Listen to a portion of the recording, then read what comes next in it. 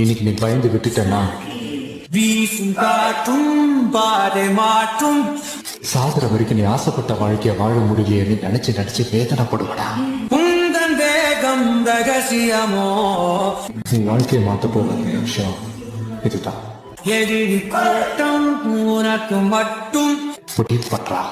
கைகள் கட்டும் அதிசயமோ உன்னை போல யாரும் இங்கு இல்லை.